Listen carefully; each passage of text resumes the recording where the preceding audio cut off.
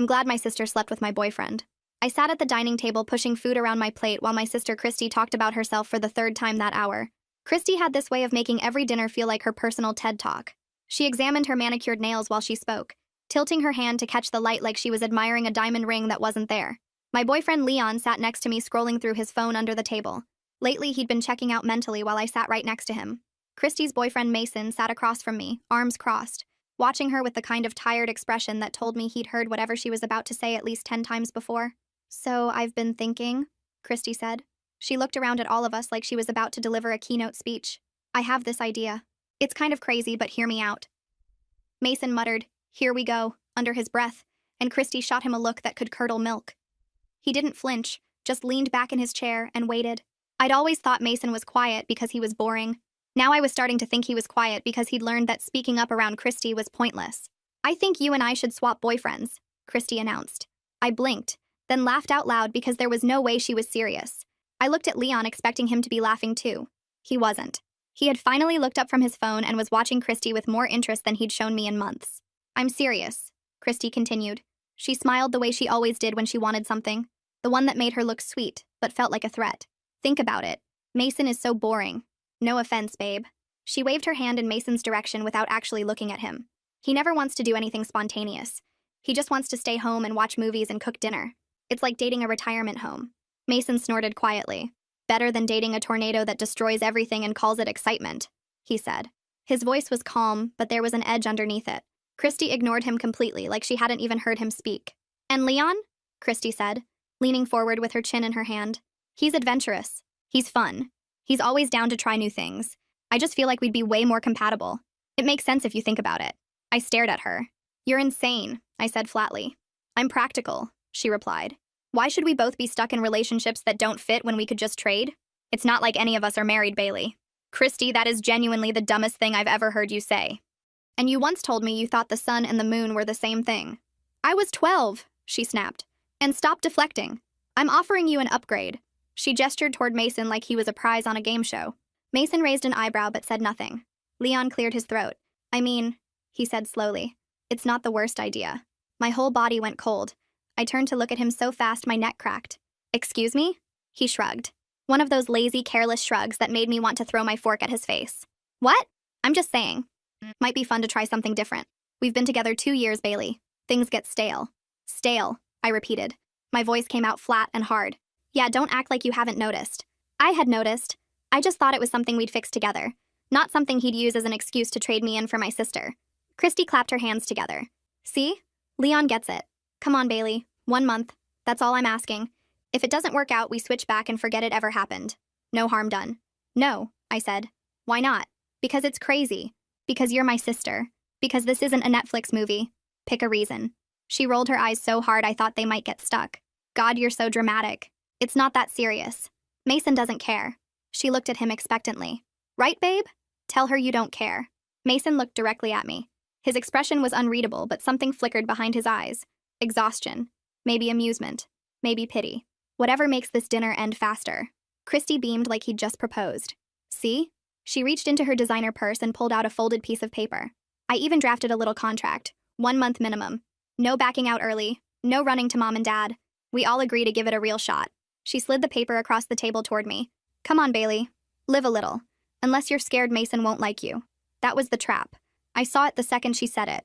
Christy had been pushing my buttons since we were kids, and she knew exactly where every single one was located. The smart move was to stand up and leave, to grab Leon and walk out and never speak of this ridiculous idea again. But Leon was already reaching for the pen. "Leon," I said sharply. "Don't you dare." He signed his name without hesitation, without even glancing at me, like I wasn't sitting right there, like 2 years meant absolutely nothing. "Relax, babe," he said, sliding the paper to Christy. "It's just a month. Might be good for us. Shake things up. Might be good for us." Like I was the problem. Like our relationship was stale because of something I did wrong. My vision blurred with anger. 2 years I had given him. 2 years of excusing his laziness and his selfishness and his inability to make me feel like a priority. And this was how he repaid me. By signing away our relationship at this dinner table without a second thought. Christy signed next, her signature as dramatic and loopy as her personality. Then Mason signed with a quick scribble, still looking vaguely amused by the whole thing. They all turned to look at me. "Bailey," Christy said sweetly, "poison wrapped in honey. Don't be the only one who ruins this.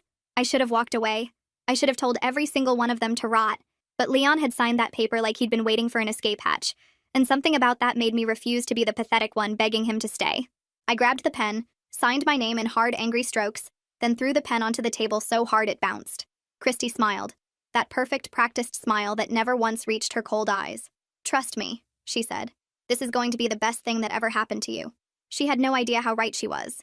You see, I signed that contract thinking I was the one getting screwed over. My boyfriend wanted out so badly he agreed before I could even say no. And now I was stuck with some stranger my sister called boring. But here's what my sister didn't know when she forced me to sign that paper. Her boring, safe, not exciting enough boyfriend? He was hiding something that was about to flip this entire situation on its head. And the second she found out, she was going to lose her mind. Mason texted me 2 days later asking if I wanted to grab coffee. I stared at the message for a full minute trying to figure out if this was some kind of trap Christy had set up. But the text was simple. No games. Just, "Hey, figured we should actually talk since we're stuck together for a month. Coffee?" I typed back sure, before I could overthink it. We agreed to meet at a cafe halfway between our apartments. Neutral territory. I got there 15 minutes early, ordered a latte I didn't really want just to have something to hold, and grabbed a table in the corner. When Mason walked in, I almost didn't recognize him. Every time I'd seen him before, he'd been sitting next to Christy looking like he wanted to dissolve into the floor. Now he walked in wearing a simple black t-shirt and jeans, hands in his pockets, looking like a completely different person. Relaxed, unburdened.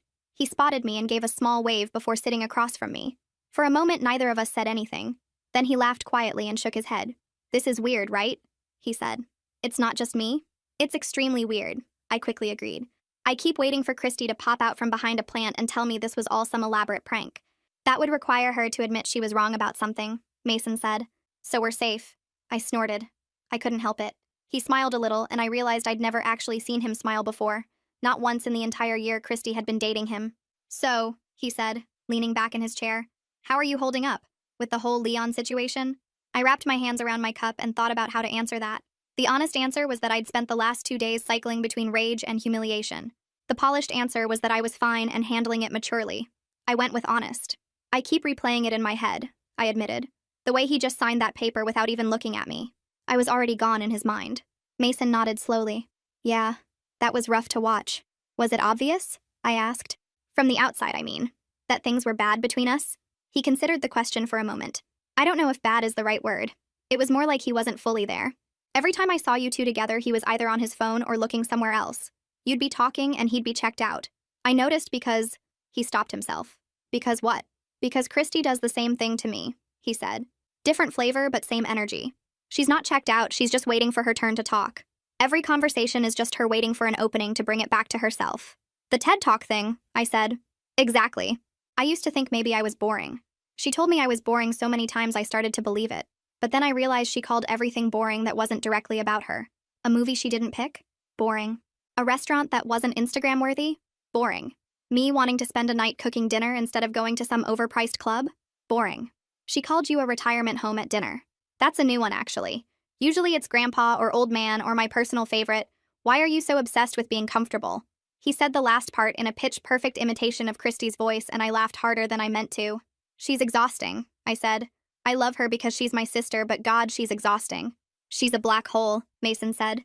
"Everything gets sucked into her orbit. Your time, your energy, your money." I spent $800 on a purse for her birthday, and she returned it because it wasn't the right shade of beige. $800? How the hell could he buy that and not bat an eye? What did he do for work? I was definitely going to ask after he finished ranting about my sister. She showed me the exact one she wanted. I bought it. Apparently there's a difference between sand and oatmeal, and I should have known that. I shook my head in disbelief. Leon forgot my birthday last year. Just completely forgot. I reminded him the week before and the day before, and he still forgot. Then he got mad at me for being upset because birthdays aren't that serious. Christy made me throw her a surprise party and then got mad that I invited her friends instead of people who would make her look better. Mason said. "I still don't know what that means."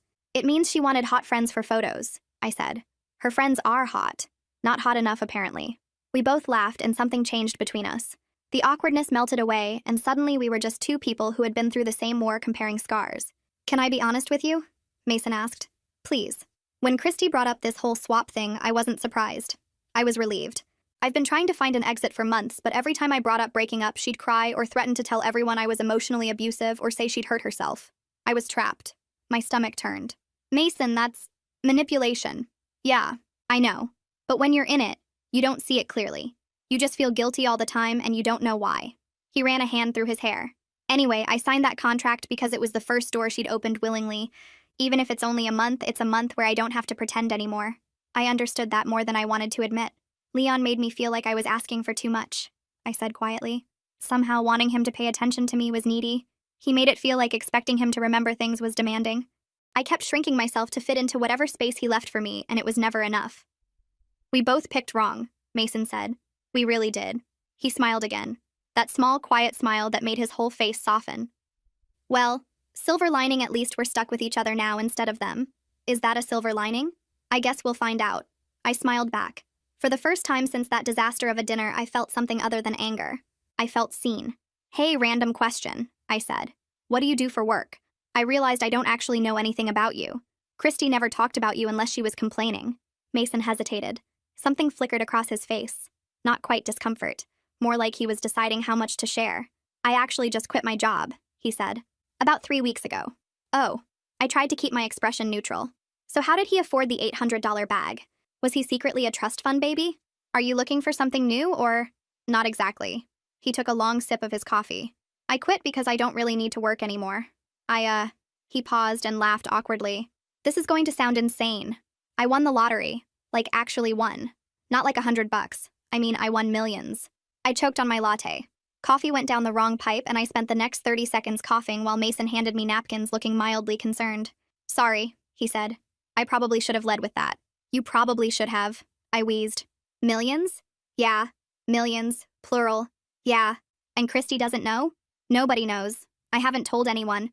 I didn't even tell Christy because he stopped and looked at me like he was waiting for me to connect the dots. I connected them instantly. Because she'd never let you go.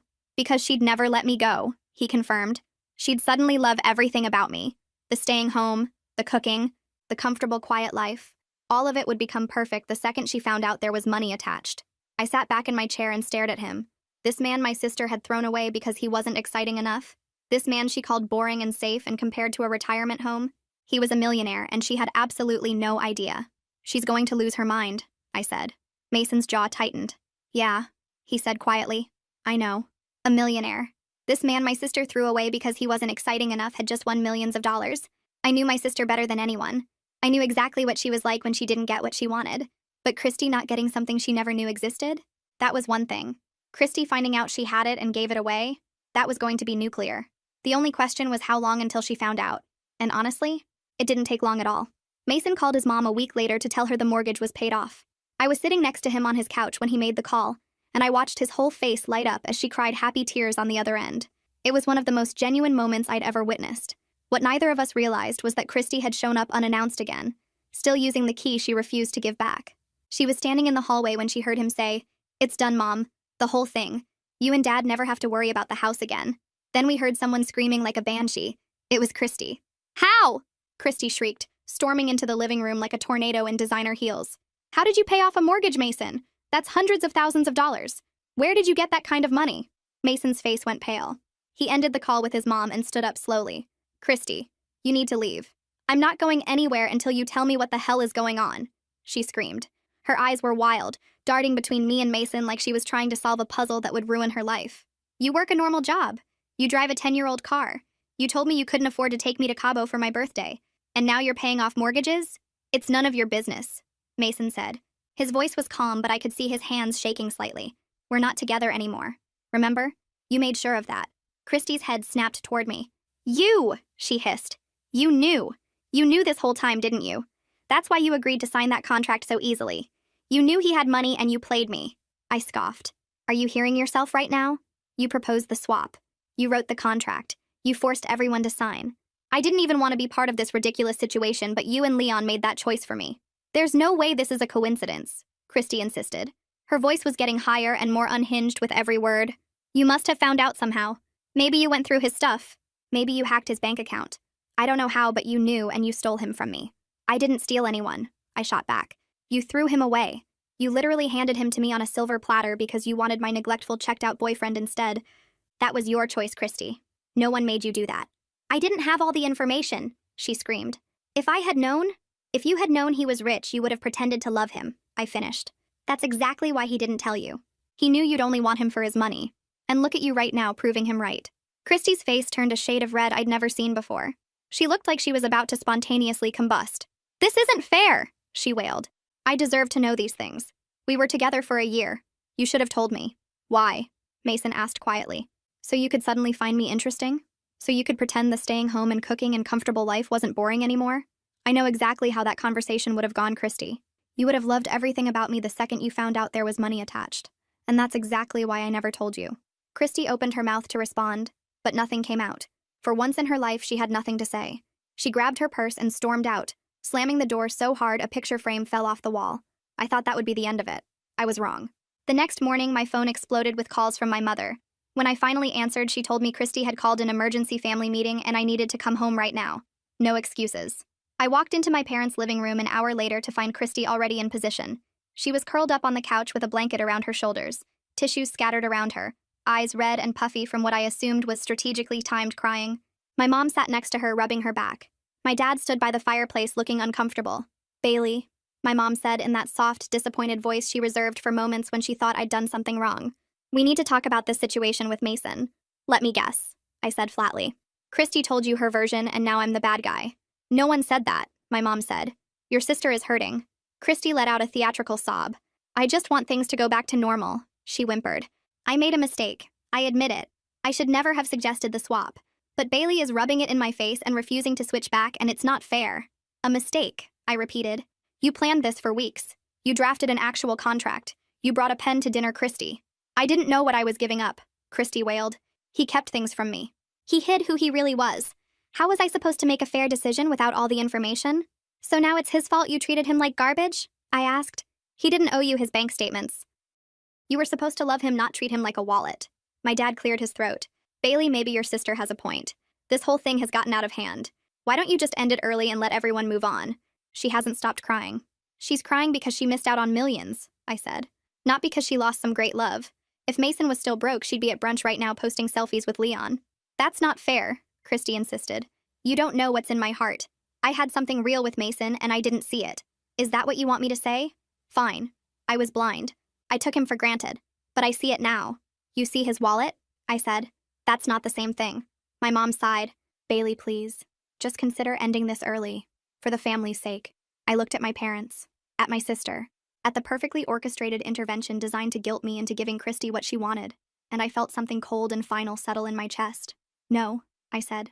The contract says 1 month minimum. No backing out early. No running to mom and dad. I looked directly at Christy. Those were your rules. You wrote them specifically so I couldn't escape when things got hard. Well, guess what? Now you can't escape either. You want to be with Leon so badly? Go be with him. Leave me and Mason alone. I walked out before anyone could respond.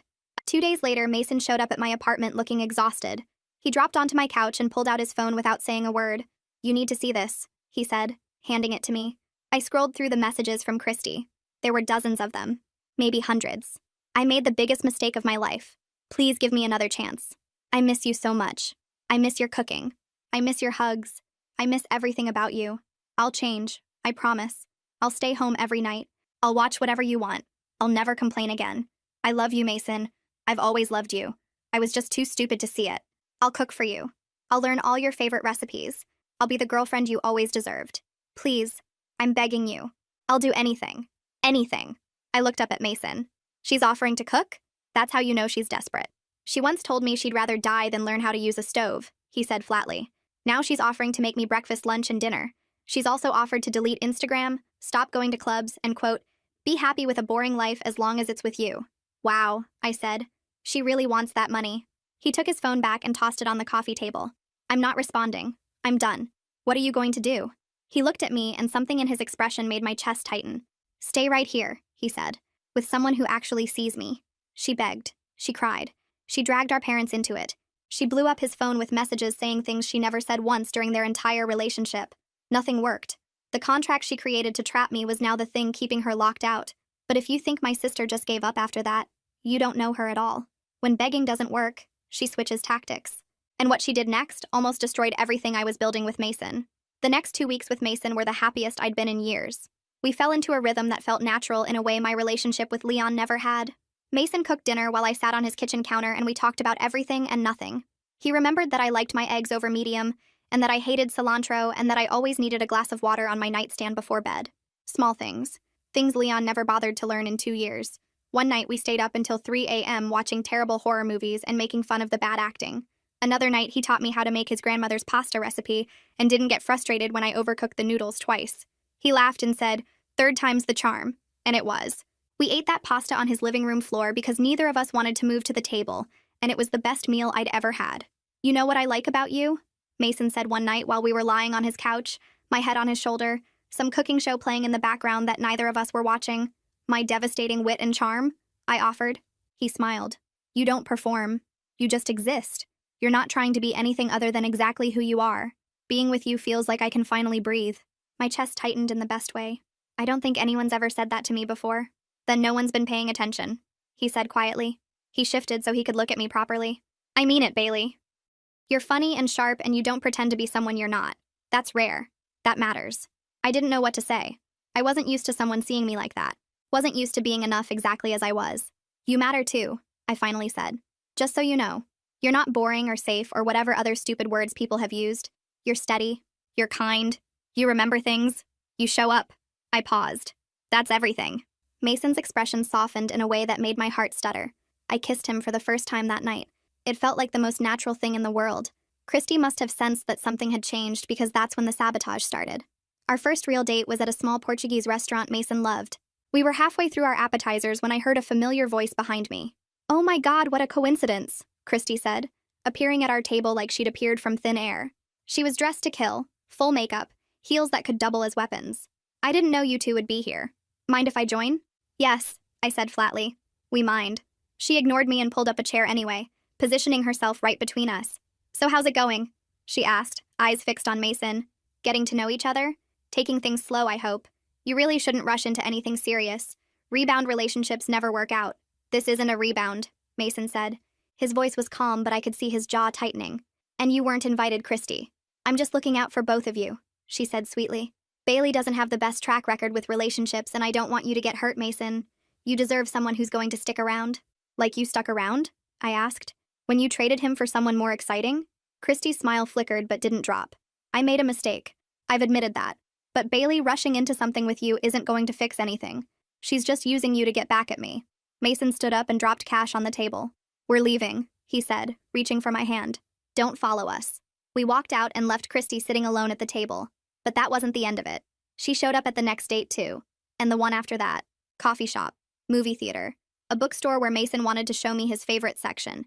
Every single time she appeared out of nowhere with some excuse about coincidence or concern. Every single time she found a way to mention that I was moving too fast, or that Mason deserved better, or that rebound relationships were doomed to fail. When the direct sabotage didn't work, she switched to a different approach. Suddenly, every family member I had was texting me with concerns. My aunt wanted to know if it was true that I'd manipulated Christy into the swap. My cousin asked why I was being so cruel to my sister during her time of need. My mom called 3 times in 1 week to tell me that Christy was barely eating and couldn't stop crying, and didn't I feel any guilt at all? "She's telling everyone I planned this," I told Mason one night, scrolling through yet another concerned text from a relative I barely talked to. "She's saying I knew about the money and I tricked her into the swap so I could steal you." "That's insane," Mason said. "You didn't even want to sign the contract." "She's rewriting history," I said. "And everyone's believing her because she's Christy. She's the pretty one, the charming one, the one who always gets what she wants. And I'm just Bailey, the difficult one who ruins everything." Mason took my phone out of my hands and set it face down on the table. "You're not the difficult one," he said firmly. "You're the only one in your family who sees her clearly. That doesn't make you difficult. It makes you honest." Christy called me that night. I don't know why I answered. Maybe I was hoping she'd finally say something real. Something that wasn't manipulation or guilt or strategy. "You're really doing this," she said. Her voice was cold, controlled, no more theatrical crying. "You're really choosing a man over your own sister." "I'm not choosing anyone over you," I said. "You did this, Christy. All of it. The swap, the contract, everything that's happening right now is because of choices you made." "He was mine," she hissed. "For a whole year he was mine, and you just swooped in and took him the second you saw an opportunity." "You threw him away," I said for the 100th time. "You literally handed him to me and told me to sign a contract saying I'd keep him for a month. Now you're mad that I actually like him? That's not my fault, Christy. That's yours." She was quiet for a long moment. When she spoke again, her voice was barely above a whisper. "You're going to regret this. she said. I'm your sister Bailey. Blood. And you're throwing that away for some guy you've known for mere weeks. I'm not throwing anything away, I said. You are. You've been throwing things away your whole life because you always think something better is coming. Well, guess what? Mason was the something better. And you gave him up. I hung up before she could respond. Mason was watching me when I set my phone down. Your sister is exhausting, he said quietly. I laughed even though nothing was funny. Yeah, I said. She really is. Christy crashed our dates. She told our family I manipulated her. She tried to make me choose between her and him like I was the villain in this story she created. And every single time she failed. He saw right through her. I thought that would be the end of it. I thought she'd finally run out of moves. Then she went quiet. No calls, no texts, no surprise visits. And that silence? That terrified me more than anything she'd done before because Christy doesn't go silent. She doesn't just give up. A week passed with nothing. No ambushed dates, no family members texting me with concern, no hysterical voicemails at 2 a.m. My phone stayed quiet, and it made me more anxious than all the chaos combined. Maybe she's finally done, Mason said one night while we were cooking dinner together. Maybe she realized it wasn't working and moved on. You don't know Christy, I said, stirring the sauce with more force than necessary.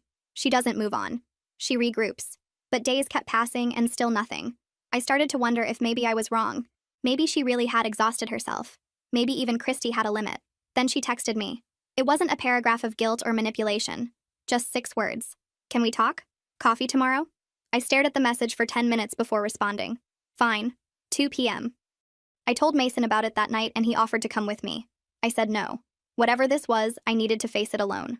Christy was already at the coffee shop when I arrived. She was sitting at a corner table with a cup of tea in front of her. No makeup, hair pulled back in a simple ponytail.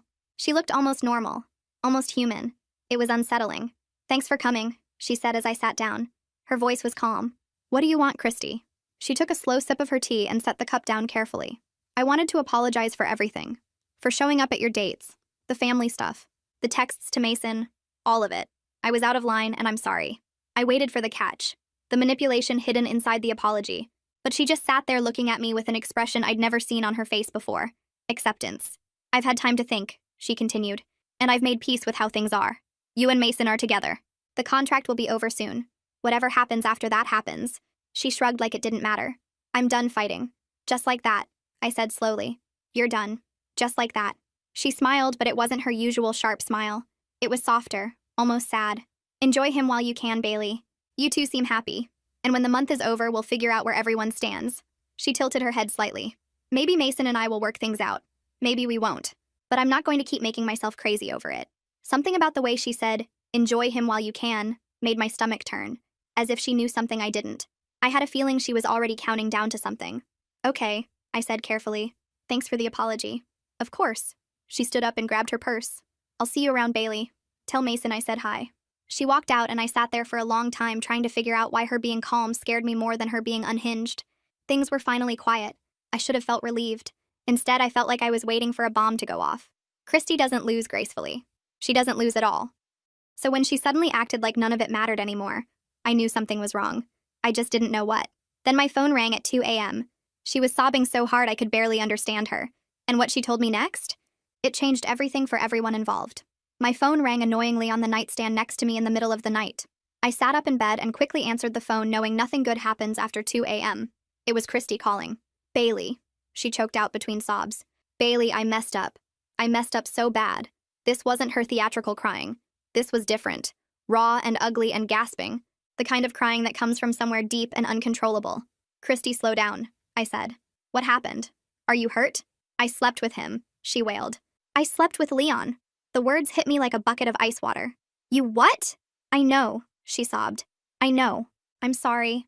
I was angry and hurt, and he kept texting me saying how much he missed having someone who appreciated him, and I just wanted to feel wanted, and it happened, and I'm so sorry, Bailey. My brain was still trying to process what she was saying. Christy slept with Leon. Even I hadn't slept with Mason. When? I demanded. When did this happen? A few days ago, she whispered. But that's not why I'm calling. Bailey, there's something else. Something worse.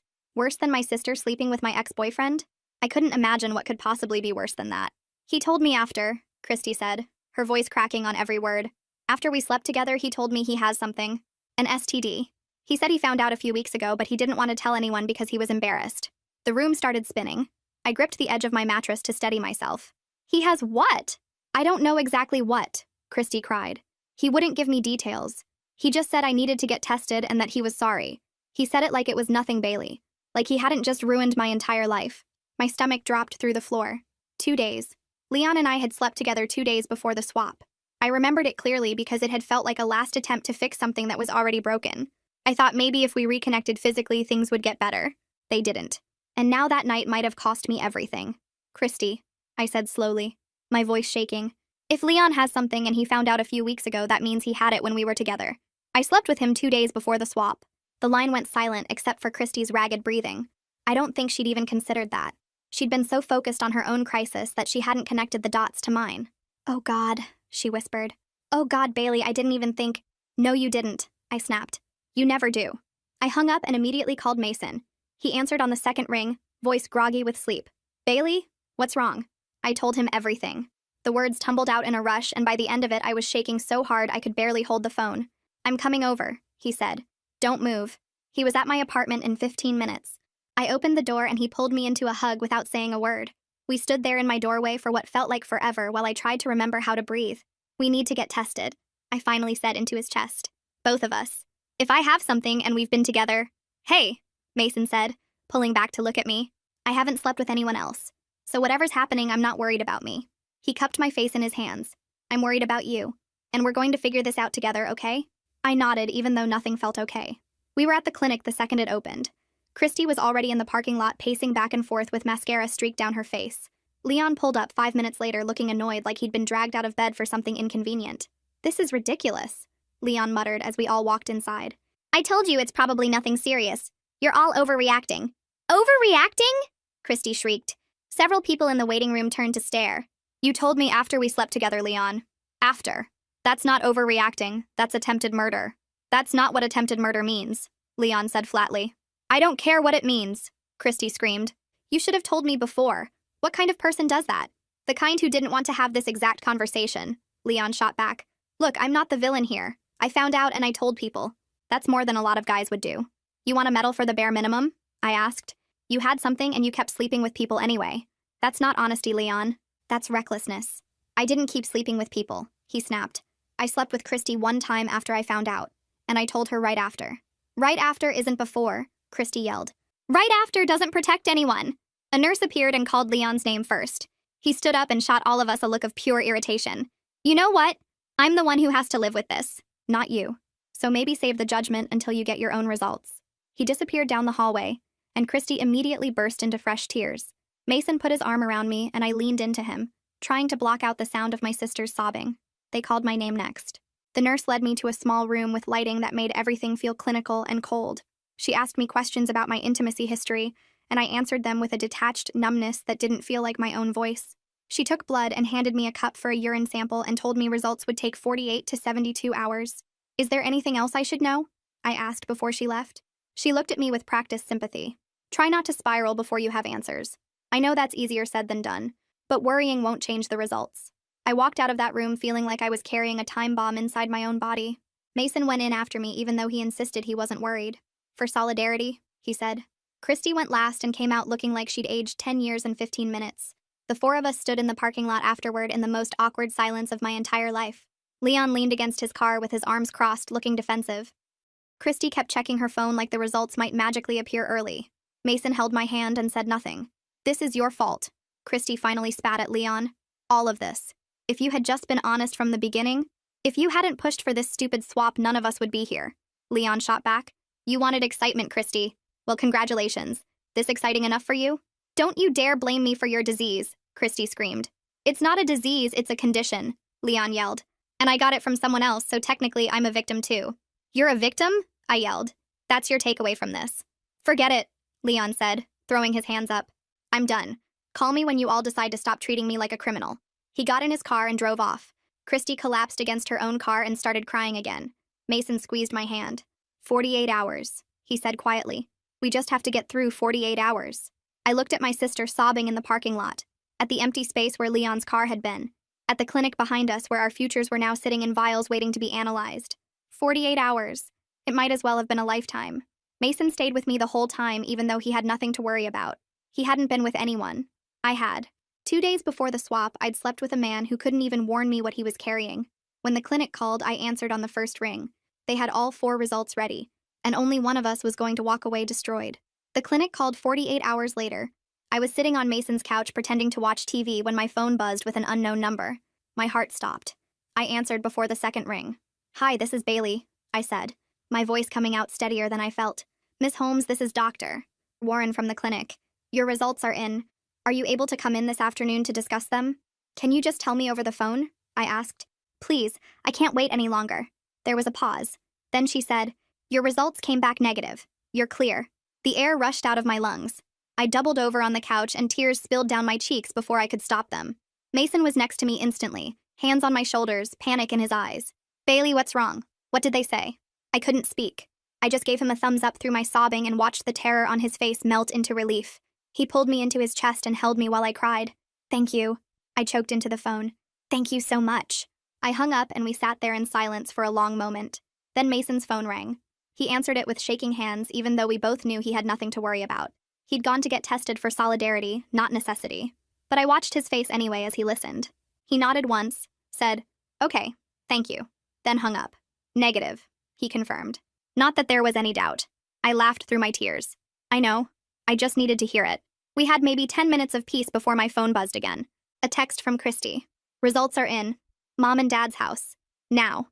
She didn't say what her results were. Mason drove. I stared out the window the whole way, trying to figure out how I was supposed to feel. My sister had spent weeks making my life miserable. She'd sabotaged my dates. She'd turned my family against me. She'd slept with my ex-boyfriend. Part of me wanted to feel vindicated. But mostly, I just felt hollow. Leon's car was already in the driveway when we arrived. Christy's was parked crookedly on the street like she'd barely stopped before jumping out. We could hear raised voices before we even reached the front door. Inside was chaos. Christy stood in the middle of the living room with her arms crossed tight against her chest. She wasn't crying yet, but her eyes were red and swollen like she had been recently. Leon sat on the far end of the couch looking defensive and small. My parents hovered near the kitchen doorway, clearly lost. "Finally," Christy said when she saw me. "Now everyone's here." "What's going on?" my mom asked. "Christy wouldn't tell us anything until you arrived." Christy took a shaky breath. "I wanted everyone to hear this together." She looked at Leon with pure venom. "Tell them. Tell them what you told me 3 weeks ago and then decided to keep secret." Leon's jaw tightened. "I already told you I'm sorry. I don't know what else you want from me." "I want you to say it," Christy screamed. "Out loud, to everyone, so they all know exactly what kind of person you are." The room went silent. Leon looked around at all of us, then dropped his head. "I have an STD, he said quietly. "I found out about a month ago. I should have told people sooner. I didn't." My mother gasped. My father's face went pale. Mason squeezed my hand. "Bailey," my mom said, turning to me with terror in her eyes. Are you?" "I'm negative," I said quickly. "I got my results today. I'm clear." Relief flooded her face, then confusion. "But if Leon has something and you two were together." "We got lucky," I said. Or I did anyway. The implication hung in the air. Everyone slowly turned to look at Christy. She laughed bitterly. It was the kind of laugh that comes right before someone falls apart. "I'm positive," she said. Her voice cracked on the second word. "I tested positive. Because this piece of garbage knew he had something and slept with me anyway and didn't bother to mention it until after." My mother's hand flew to her mouth. My father looked like someone had punched him in the stomach. "Christy," Leon started. "I swear I didn't know how serious it was. The doctor said it was manageable and I was still processing and I didn't know how to bring it up." "Manageable?" Christy exploded. "You think that makes it okay? I have to live with this forever, Leon. Every relationship I ever have for the rest of my life is going to start with me explaining that my disgusting, reckless ex-boyfriend infected me because he was too much of a coward, to be honest." "I'm not disgusting," Leon shot back. "I made a mistake. People make mistakes." "A mistake is forgetting someone's birthday," Christy screamed. "A mistake is shrinking someone's favorite sweater. This isn't a mistake, Leon. This is my life. And you ruined it because you couldn't handle an uncomfortable conversation."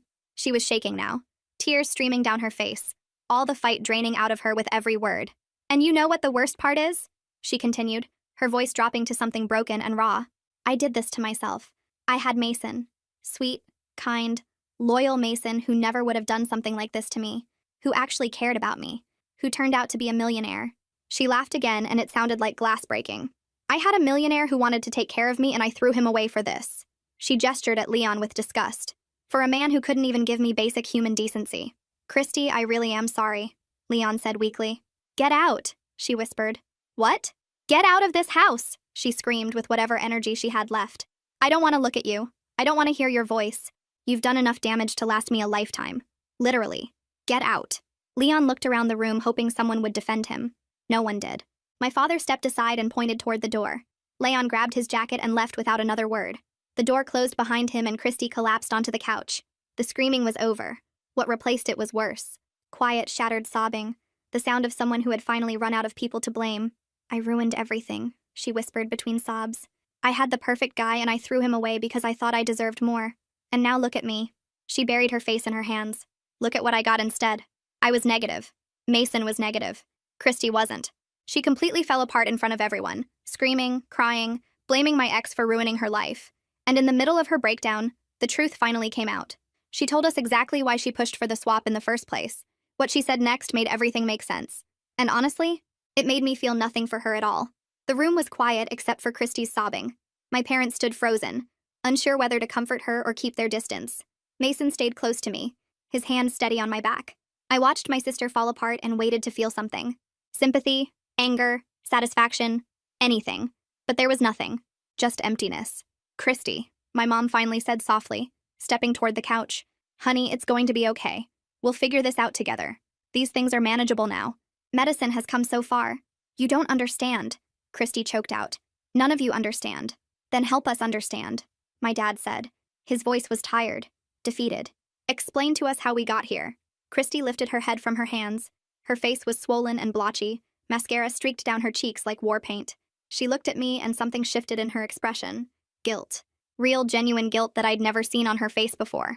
I need to tell you something, she whispered. All of you. But especially Bailey. My stomach tightened. What? She took a shaky breath. The swap wasn't random. It wasn't some crazy idea I came up with at dinner. I'd been planning it for weeks. The words hung in the air. I stared at her, not comprehending. What do you mean you'd been planning it? Leon and I, she started, then stopped, swallowed hard, started again. Leon and I had been talking, before the swap, for about a month. My blood turned to ice. Talking how? Texting mostly. Sometimes calls when you weren't around. She couldn't meet my eyes. It started innocent. He reached out to complain about your relationship and I listened. Then it became flirting. Then it became more. Mason's hand tightened on my back. My mother made a small wounded sound. My father's face hardened into something I'd never seen before. You were pursuing my boyfriend, I said slowly, while I was still with him. I didn't mean for it to happen, Christy said desperately. It just did. And then I realized I wanted him, really wanted him, but I couldn't just steal my sister's boyfriend. That would make me the villain. So I came up with the swap. The pieces started clicking into place. The contract she'd already had written, the way Leon agreed so quickly, the way she'd pushed and pushed until I signed. He knew, I said. It wasn't a question. Leon knew about your plan. Christy nodded miserably. We talked about it beforehand. He was supposed to act surprised when I brought it up at dinner. We rehearsed it. She laughed bitterly. He wasn't even that good of an actor. He agreed too fast. I was worried you'd figure it out. I thought about that dinner. The way Leon's eyes had lit up when Christy mentioned the swap. The way he'd signed that contract without hesitation. Without even looking at me. I'd thought he was just checked out of our relationship. Turns out he'd already checked into a new one. The whole thing was a setup, I said. My voice sounded far away, like it belonged to someone else. You manipulated me into handing over my boyfriend so you could have him without looking like the bad guy. I'm sorry, Christy sobbed. I'm so sorry, Bailey. I never meant for any of this to happen. I just wanted... You wanted what you wanted. I cut her off. You've always wanted what you wanted, and you've never cared who you hurt to get it. That's not true, she cried. I love you. You're my sister. You don't love anyone but yourself, I said. The words came out calm and cold. You proved that when you went behind my back with Leon. You proved it again when you tried to sabotage my relationship with Mason. And you're proving it right now by making this about your guilt instead of what you did to me. Christy flinched like I'd slapped her. My parents stood in stunned silence. Mason said nothing, but I could feel his support radiating through his touch. I thought if I got Leon through the swap, it would be okay, Christy whispered. I thought we'd be happy together and eventually you'd move on and forgive me. I never imagined it would end like this. You never imagined there'd be consequences, I corrected her. That's different. She broke down again, shoulders heaving with sobs. I ruined everything. I schemed and planned and manipulated everyone, and for what? A man who couldn't even be honest about his own health. A man who gave me a disease and then blamed me for overreacting. She looked up at me with red-rimmed eyes. You got the millionaire who treats you like gold, and I got exactly what I deserved. I looked at my sister, really looked at her. The girl who had been my best friend growing up. The woman who had betrayed me in the most calculated way possible. The person who was only sorry because her plan had backfired. Yeah, I said quietly. You did. I took Mason's hand and walked toward the door. My mother called after me, but I didn't stop. There was nothing left to say. It was clear Christy wasn't sorry for what she did. She was sorry her plan didn't work.